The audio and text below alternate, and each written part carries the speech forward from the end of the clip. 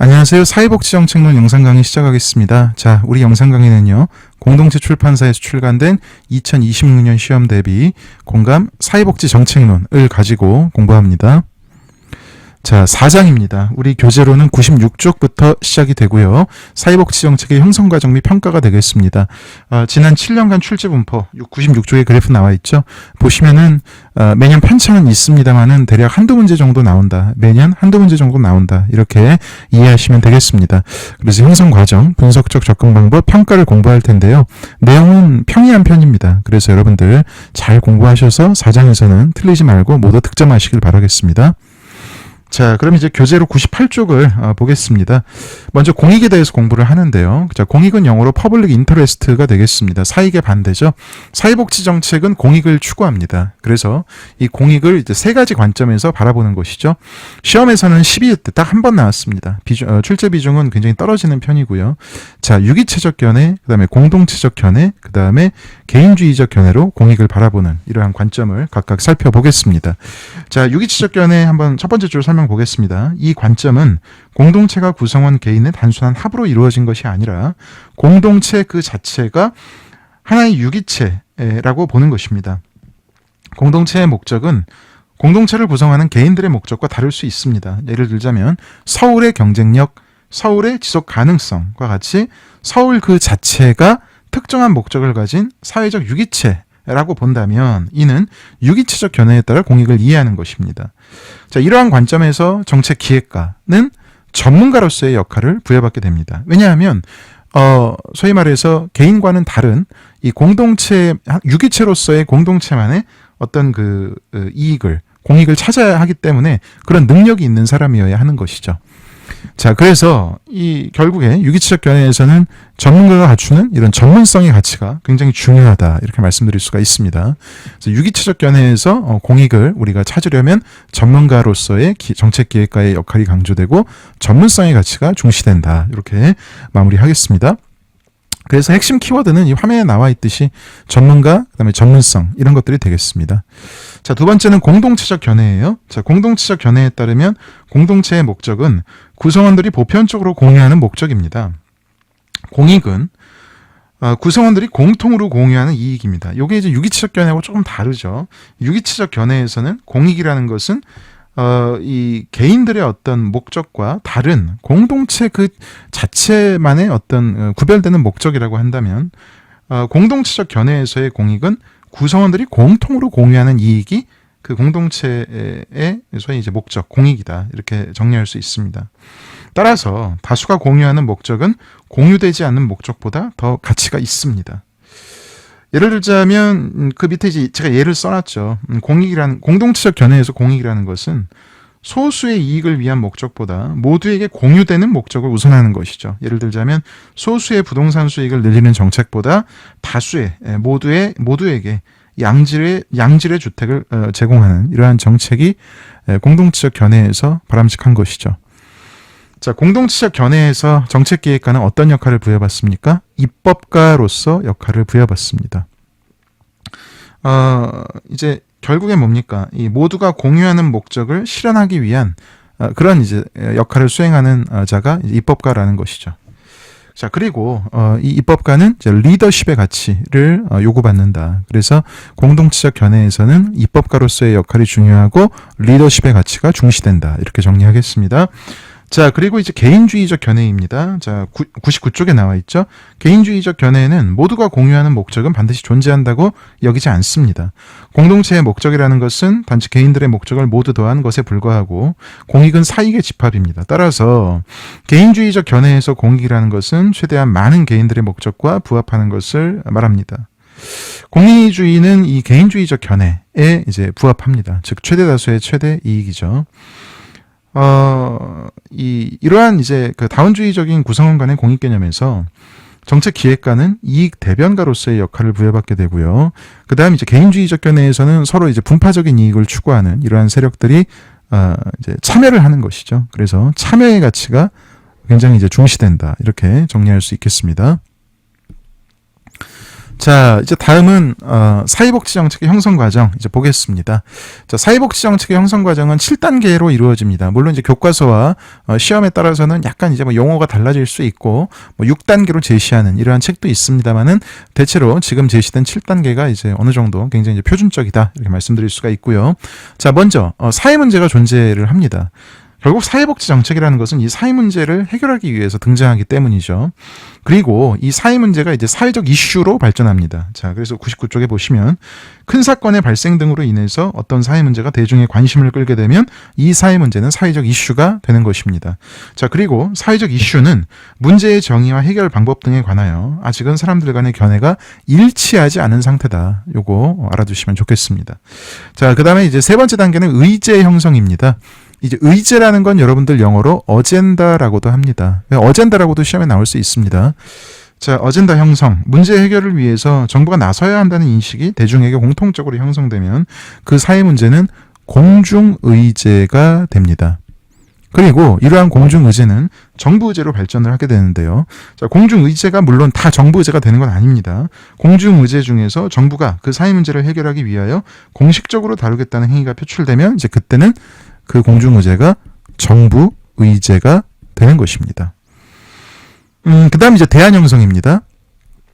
자, 정부의제가 형성되어 정부가 어떤 사회 문제를 해결하기로 했다면 그 사회 문제를 해결하기 위하여 최적의 정책을 만들어야 되겠죠. 최적의 정책을 만들기 위해서 정부는 여러 가지 대안을 형성하는 것입니다. 그리고 그 여러 대안 중에서 최적의 대안을 선택해서 정책으로 결정한다. 여러 개의 대안이 있고 그 중에 한 대안이 정책으로 결정된다는 것입니다. 자, 결정된 정책은 집행이 되고요. 마지막으로 정책은 평가를 받게 되겠죠. 자, 이렇게 형성 과정이 나열될 수 있습니다. 자, 100쪽부터는 이제 그 형성 과정에 하나하나씩 좀 이렇게 보충적인 설명이 들어갑니다. 자, 먼저 100쪽 가장 위에는 사회 문제로 규정되기 위한 4가지 조건이 나와 있습니다. 자, 이거는 우리 교재 한번 읽어보시면 될 것 같고요. 자, 그 다음 이제 사회적 이슈가 나옵니다. 사회적 이슈. 자, 특정한 시점에 라고 시작되는 문장 보겠습니다. 특정한 시점에 큰 사건, 큰 사고가 일어나서 어떤 사회 문제가 갑자기 사회적으로 이슈화될 수 있습니다. 어떤 사회 문제에 대하여 대중에게 큰 관심을 불러일으키는 사건, 사고 등을 우리는 이슈 유발 장치 또는 이슈 촉발 장치라고 합니다. 그리고 이 사회적 이슈는 이슈 제기자의 노력으로 부각될 수도 있습니다. 이러한 이슈 제기자로는 클라이언트라든지 또는 전문가라든지 또는 언론 또는 정치인 등이 있습니다. 자, 그 다음 이제 100쪽의 의제 형성을 보겠습니다. 즉 사회복지 정책의 형성 과정 세 번째죠. 자, 의제 형성입니다. 자, 의제 형성은 상대적으로 좀 이제 출제가 됐습니다. 우리가 이제 공중의제와 정부의제가 있다고 말씀을 드렸는데요. 자, 101쪽으로 넘어가겠습니다. 공중의제는 이제 체제의제, 시스테믹 어젠다라고도 합니다. 공중의제는 대중으로부터 높은 관심을 받고 정부에 의해서 해결되는 것이 정당하다고 인식되는 사회 문제로 구성이 됩니다. 그리고 이러한 공중의제 중에서 정부가 이제 진지하게 고려하기 위해서 공식적으로 수락한 의제들을 우리는 정부의제라고 합니다. 자, 그리고 이제 그 밑에 정책의제 형성 모형이 있습니다. 이것도 이제 시험에 나왔죠. 그래서 외부 주도형, 동원형, 그다음에 내부 접근형이 있습니다. 자, 외부 주도형은요, 이 설명 읽어보면요, 정부 외부의 여러 집단에서 제기된 이슈들이 공중의제가 되고, 그다음 공중의제가 정부의제로 되는 과정을 이제 도식화한 모형입니다.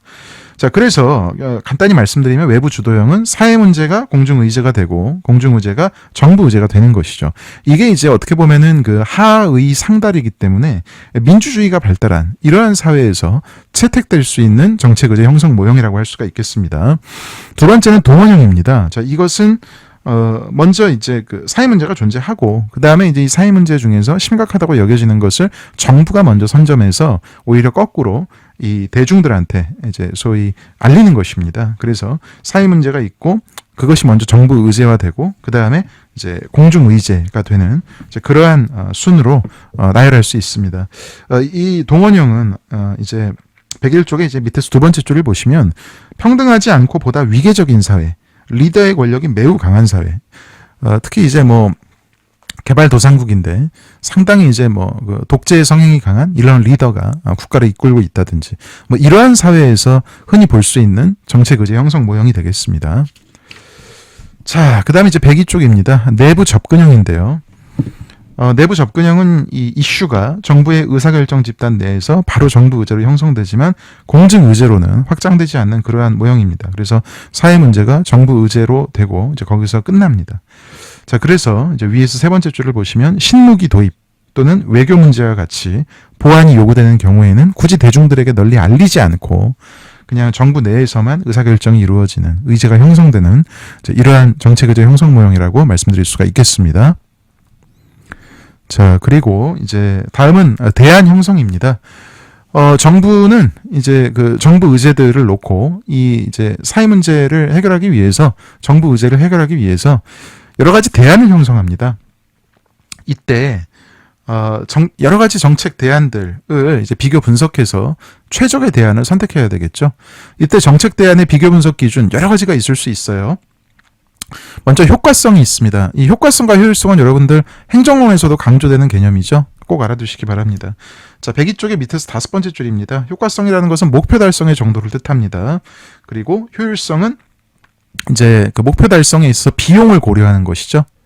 그래서 배기 쪽 밑에서 2번째 줄을 보시면 투입 대비 산출이 얼마나 큰지를 고려하는 것입니다. 자, 그 다음 103쪽에 위에서 3번째 줄에 사회적 효과성이 나옵니다. 자, 사회적 효과성이란 사람들이 사회의 평등한 구성원으로 어느 정도 대우받는가에 따라 판단하는 것입니다. 그래서 사회적 효과성은 주로 이제 사회통합에 주안점을 둔다. 요게 또 10회 때 나왔던 표현이죠. 다음은 사회적 형평성입니다. 요것도 10회 때 나왔는데요. 정책 대안이 사회 계층 간의 불평등을 얼마나 줄일 수 있는가와 관련된 개념이 되겠습니다. 자, 그리고 정책 대안을 우리가 이제 분석할 때에는요, 여러 가지 실현 가능성을 따져야 됩니다. 그래서 기술적으로 실현 가능한지, 또 재정적으로 실현 가능한지, 또 행정적으로 실현 가능한지, 그리고 법적, 윤리적으로 실현 가능한지, 마지막으로 정치적으로 실현 가능한지, 이런 것들을 따져야 되겠습니다. 자, 103쪽에 이제 하단부를 보시면 정책 결정 모형이 나옵니다. 요게 이제 제일 중요하다고 강조드리고 싶습니다. 요거는 정책론에서 굉장히 이제 자주 등장합니다. 여러분들 이 지금 기출 그 표기를 보시면 뭐 10회, 12회, 14회, 16회, 그다음에 뭐 20회, 21회, 23회 뭐 이런 식으로 17회 이런 식으로 이건 뭐 거의 2, 3년에 한 번씩은 나왔다고 보시면 되겠죠. 뿐만 아니라 행정론, 사회복지 행정론에서도 이 중복해서 출제가 되기 때문에 더 중요한 것입니다. 자, 6개의 정책 결정 모형이 제시되어 있습니다. 먼저 합리 모형입니다. 합리 모형은 이제 정책 결정자가 완전한 합리성을 가지고 있다라고 전제를 합니다.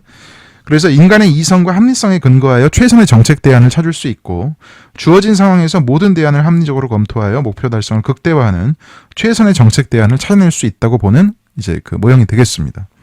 두 번째는 만족 모형입니다. 자, 만족 모형은 인간이 제한적 합리성을 가지고 있다. 그러니까 합리 모형은 완전한 합리성을 가지고 있다고 봤지만 만족 모형은 인간이 완전한 합리성을 가지고 있지는 않고 제한적으로는 합리적이다. 그래서 제한적 합리 모형이라고도 합니다. 자, 103쪽 밑에서 5번째 줄이요. 사람은 자신의 제한된 능력과 환경적 제약 때문에 모든 대안이 초래할 결과를 완전히 예측할 수는 없습니다. 그래서 인간의 제한적 합리성을 전제로 하여 접근이 용이한 대안들을 검토함으로써 그 중에서 가장 만족스러운 대안을 선택한다는 것이죠. 자, 그 다음 이제 세 번째는 점증 모형입니다. 자, 점증 모형에서 정책 결정이라는 것은 기존의 정책이 소폭의 수정 보완을 통하여 조금씩 개선되는 형태, 즉 점증적으로 개선되는 형태로 이루어진다는 것입니다. 104쪽으로 넘어갑니다. 자, 그 다음 혼합 모형입니다. 혼합 모형은 이 합리 모형과 그다음 점증 모형의 절충적인 성격을 갖는 모형이라고 할 수 있습니다. 요게 이제 가장 최근 23회 때 한번 나왔죠.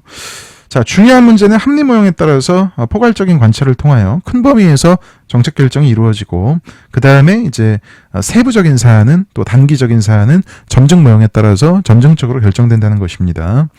자, 그 다음 5번째는 최종 모형입니다. 자, 이것은 이제 합리적인 요소 뿐만 아니고 초합리적인 요소도 정책 결정에서 굉장히 중요하다. 이러한 이제 관점이 되겠습니다. 초합리적인 요소라는 것은 상대적으로 좀 비과학적인 접근, 뭐 직관이라든지 통찰력이라든지 창의력 이런 거를 이제 얘기를 합니다. 자, 그 다음에 이제 쓰레기통 모형입니다. 쓰레기통 모형은 일단 조직화된 무정부 상태 혹은 조직화된 혼란 상태를 전제합니다. 이 표현이 좀 특이하죠. 요거 알아두시고요. 그리고 이제 정책 결정이 우연히 이루어진다. 요거를 강조하는 모형이라고 일단 먼저 요약을 합니다. 자, 104쪽의 쓰레기통 모형 보죠. 자, 조직화된 혼란 상태 속에서 정책 결정이 우연히 이루어진다고 보는 정책 결정 모형이 되겠습니다. 이때 조직화된 무정부 상태는 조직의 구성단이나 구성원 사이의 응집성이 아주 약한 혼란 상태라는 뜻이 되겠습니다. 이를테면 쓰레기통의 쓰레기처럼 막 뒤죽박죽 이런 요소들이 섞여 있는 상태다. 무질서하게 떠돌아다니는 상태다. 이렇게 볼 수 있겠죠. 정책 결정에 4가지 요소가 있습니다. 해결할 문제가 있어야 되고요. 그 문제에 대한 해결책이 있어야 되고요. 의사결정에 참여자가 존재해야 되고요. 마지막으로 의사결정의 기회가 있어야 합니다. 이 정책 결정의 4가지 요소가 평소에는 서로 무관하게 독립적인 흐름을 유지하다가, 즉 쓰레기통 속의 쓰레기처럼 무질서하게 그냥 둥둥 떠다니다가 우연히 이러한 흐름들이 결합하게 되는 순간이 있다는 것입니다. 그때 정책 결정이 이루어진다는 것입니다. 예. 자, 여기까지 1절 정리를 하고요. 자, 2절 사회복지 정책에 대한 분석적 접근 방법을 보겠습니다. 105쪽에 이제 내용은 꽤 이제 길게 제시가 되어 있는데요. 그 핵심은 간단합니다. 먼저 과정 분석은요, 정책 형성 과정을 분석하는 것입니다. 정책 형성 과정을 분석하니까 과정 분석이죠. 예. 과정 분석과 관련해서 시험에 한 번이라도 언급되었던 서술들이 우리 105쪽에 다 나열이 되어 있습니다. 일단 과정 분석을 이해하시려면 그 105쪽의 하단부에 이 회색 박스에 그 과정 분석으로 적합한 연구 주제의 예시가 나와 있죠. 시험에서는 이런 식으로 많이 이제 출제가 되었습니다. 그래서 국민기초생활보장제도의 형성 과정을 분석한다. 또 노인장기 요양보험법의 제정에서 이익 집단의 영향을 분석한다. 예를 들자면 이 노인장기 요양보험법이 만들어지는 과정에서 뭐 이 노인 단체들의 역할은 어떠하였는지, 국회의원들은 어떠한 역할을 하였는지, 시민단체는 어떠한 역할을 하였는지, 뭐 이런 것들을 이제 분석하는 것이 과정 분석, 즉 말 그대로 정책의 형성 과정을 분석하는 것입니다. 그래서 이런 것들을 조금 어렵게 얘기하자면 105쪽에 위에서 4번째 줄을 보시면 과정 분석은 사회 정치적, 기술적, 방법적 변수를 중심으로 정책 형성 과정을 분석하는 접근이다. 요게 이제 이 분석적 접근 방법을 제시한 길버트와 테렐의 사회복지 정책의 차원이라는 교과서에 그대로 나오는 표현입니다. 그래서 교과서에 나오는 그대로의 표현이 시험에 다 한 번씩 출제가 되었었습니다.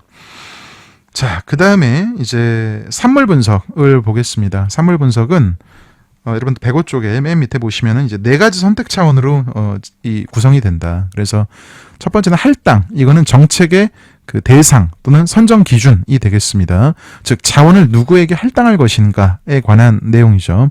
두 번째는 이제 급여입니다. 정책의 급여는 어떤 형태를 띄어야 하는가? 뭐 현금, 현물, 바우처 뭐 이런 거죠. 그 다음에 전달 체계는 어떤 식으로 이루어져야 하는가? 마지막으로 정책에 필요한 돈 어디서 가져올 것인가? 즉 재원 또는 재정이라고도 하죠. 그래서 정책의 내용을 분석할 때 이러한 4가지 기준을 가지고 분석하는 그러한 접근을 산물 분석이라고 합니다. 그래서 106쪽의 교재를 보시면 이제 산물 분석으로 적합한 연구 주제의 예시, 이를테면 기초연금과 국민연금의 대상자 선정 기준 분석. 이게 이제 기초연금과 국민연금의 할당에 관한 이제 분석이죠. 자, 그 다음에 이제 3번째는 성과 분석이 되겠습니다. 성과 분석은 말 그대로 정책의 성과 또는 정책의 결과를 분석하는 것입니다. 그래서 이 성과 분석은 우리 이제 그 사회복지 조사론의 내용과 가장 이제 부합하는 그러한 이제 접근 방법이라고 할 수가 있겠습니다. 106쪽에 보시면 맨 밑에 성과 분석으로 적합한 연구 주제의 예시가 나와 있습니다. 회색 박스에. 자, 자활사업 참여자와 비참여자 간의 공공부조 탈수급률 비교 분석. 그래서 공공부조라는 정책이 다시요. 자활사업이라는 정책이 소위 이제 수급자의 탈수급에 얼마나 이제 유의한 성과를 가져왔는지 이런 것들을 이제 분석하는 것이죠. 그래서 이런 거를 잘 분석하려면 이제 우리가 조사론에서 배웠던 여러 가지 실험 설계라든지 표집이라든지 이런 기법을 이용해서 과학적으로 접근을 해야 되는 것이죠. 이런 게 이제 성과 분석이 되겠습니다. 그래서 여러분들은 만약에 시험에 어떤 연구 주제들의 예시가 쫙 보기로 나온다고 한다면 이거는 과정 분석이야, 이거는 산물 분석이야, 이거는 성과 분석이야, 구별하실 수 있어야 되겠습니다. 자, 다음은 이제 마지막 사회복지 정책의 평가가 되겠습니다. 107쪽이고요. 사회복지 정책의 평가는 뭐 어려울 것은 없는데요. 시험에는 자주 나옵니다. 먼저 정책 평가의 목적을 한번 보죠. 정책 평가는 첫 번째, 정책 결정과 정책 집행에 필요한 정보를 제공합니다. 그 다음 두 번째, 정책 평가는 정책 활동에 관한 책임성을 확보할 수 있게 합니다. 평가를 해야 우리가 이제 소위 책임성이 올라가죠. 그 다음 또 정책 평가는 학문적으로도 기여를 한다는 거. 그래서 이 사실 어려운 내용은 아닌데 시험에는 여러분 그 지금 교재 보시면 아시겠지만 4번이나 나왔습니다. 자, 그리고 정책 평가의 성격이 나오죠. 이것도 이제 시험에 은근히 나옵니다. 첫 번째, 정책 평가는 가치 지향적이라는 겁니다. 우리가 이제 1장에서 사회복지 정책은 가치 지향적이다 이렇게 나왔는데 그거랑 이제 똑같은 맥락이라고 보시면 됩니다. 정책을 평가한다는 것은 어떤 가치에 입각해서 정책의 좋고 나쁨을 비판하는 것이기 때문에 정책 평가는 가치 중립적이기가 어렵다는 것이고요. 정책 평가는 실용적이고 정책 평가는 정치적입니다. 그리고 정책 평가는 종합 학문적입니다. 즉 사회복지 정책 평가에는 단순히 사회복지학뿐만 아니고 경제학, 사회학, 정치학, 심리학, 인류학, 통계학 등 인접 학문의 이러한 지식이 소위 이제 필요합니다. 그 다음 정책 평가는 기술적인 성격을 띈다. 이렇게 말씀드릴 수가 있겠습니다. 자, 그 다음 이제 정책 평가의 절차가 나오죠. 정책 평가는 이제 크게 이제 한 5단계 정도로 나눌 수가 있는데요. 먼저 정책 평가의 목적을 확인하고 정책 평가의 유형을 결정합니다. 그리고 두 번째로는 정책 구조를 파악하고요. 평가하고자 할 이제 정책의 그 평가 대상을 이제 확정을 해야 되겠죠. 자, 그래서 어떤 정책을 평가할지 대상을 확정했으면 이제 평가 방법을 결정해야 되겠습니다. 그리고 이제 자료를 수집하고 분석을 하고요. 이제 마지막으로 분석 결과를 제시하는 이런 단계로 이루어집니다. 자, 108쪽에 이제 그 5번을 보시면 정책 평가의 유형이 나옵니다. 요게 이제 시험에 또 많이 나오죠. 정책 평가의 유형은 크게 보면은 총괄 평가와 과정 평가로 나눌 수가 있고요. 총괄 평가와 과정 평가는 결국 이제 뭐냐면은 여러분들 108쪽에 딱 중간에 보시면 평가의 대상에 따른 정책 평가 유형으로서 이런 문장이 나오죠. 평가의 대상에 따른 정책 평가 유형으로서 총괄 평가는 정책의 결과를 평가 대상으로 한다. 예, 정책의 결과를 평가 대상으로 하면 총괄 평가. 그다음 정책의 집행 과정을 평가 대상으로 하면 과정 평가, 이렇게 말씀드릴 수가 있겠습니다. 총괄 평가는 주로 이제 양적인 평가로 많이 이루어지고요. 그 다음에 과정 평가는 주로 질적인 평가로 많이 이루어집니다. 양적 평가라는 건 주로 뭡니까? 수치화된 데이터를 이용하는 것이고, 질적 평가는 수치화되지 않은 데이터, 이를테면 녹취록이라든지 참여 관찰이라든지 뭐 그런 거죠. 자, 그 다음에 이제 108쪽의 밑에 총괄평가를 한번 구체적으로 보겠습니다. 총괄평가란 정책이나 프로그램이 집행된 후 과연 의도했던 정책 효과가 발생했는지를 확인 검토하는 것입니다. 그래서 프로그램이나 정책이 다 집행된 후에 평가하는 것을 총괄평가라고 합니다. 총괄평가는 다시 효과성 평가와 효율성 평가로 나누어지고요. 효과성이라는 건 앞에서 배우셨듯이 목표 달성 정도를 평가하는 것이고요. 그 다음에 효율성 평가라는 건 이제 목표 달성에 있어 비용을 고려하는 것이죠. 그래서 이 효율성 평가는 109쪽 상단에 보시면 투입과 산출의 비율로 표현될 수 있고요. 효율성 평가는 다시 두 가지로 나눌 수 있는데 비용 편익 분석 그리고 비용 효과 분석으로 나눌 수가 있습니다. 109쪽의 두 번째 줄을 보시면 비용 편익 분석이라는 건 비용과 성과를 모두 화폐로 환산할 수 있는 그러한 평가 방식이고요. 비용 효과 분석이라는 것은 비용은 화폐로 환산하지만 성과는 화폐로 환산하지 않는 평가 방식이 되겠습니다. 자, 마지막으로 과정평가입니다. 자, 과정평가는 이제 정책의 집행 과정을 평가하는 것인데, 그러다 보니까 이제 아무래도 이 정책 집행 중에 평가가 이루어집니다. 그래서 109쪽을 보시면 이제 밑에서 세 번째 줄, 자, 시간을 기준으로 하는 과정평가의 유형으로서 형성평가라는 게 있고, 형성평가는 정책 집행 도중에 이루어지는 평가로서 집행 전략이나 집행 설계의 수정 보완을 위해서 수행하고 사후적인 과정평가는 집행이 종료된 이후에 실시한다 이렇게 되어 있습니다. 그래서 과정평가 중에서 이제 물론 일부는 프로그램이 끝나고 이루어지는 과정평가도 있습니다만은 대체로 이제 과정평가는 시험에서는 뭐 정책 집행 중에 이루어진다라는 이제 표현이 많이 등장을 하고 그 다음에 이제 그 중에서도 특히 과정평가 중에서도 특히 정책 집행 중에 이루어지는 평가를 우리는 형성평가라고 많이 부른다 이렇게 이제 얘기를 하죠. 일반적으로는 뭐 형성평가와 과정평가가 이렇게 혼용되기도 합니다. 자, 이렇게 해서 4장의 내용을 마무리를 했고요. 자, 이제 다음 시간에는 5장을 다루도록 하겠습니다. 5장은 여러분들 3장과 더불어서 내용이 상당히 또 방대합니다. 5장은 이제 다음 시간에 말씀드리겠습니다만 매년 대략 최소한 한 대여섯 문제, 많으면은 한 10문제까지도 출제가 된 적이 있는 굉장히 이제 방대한 내용의 그런 챕터라고 할 수 있습니다. 자, 4장까지 복습 또 잘 하시고요. 각오를 또 한번 다지면서 5장에 우리가 들어가도록 하겠습니다. 자, 수고 많으셨습니다.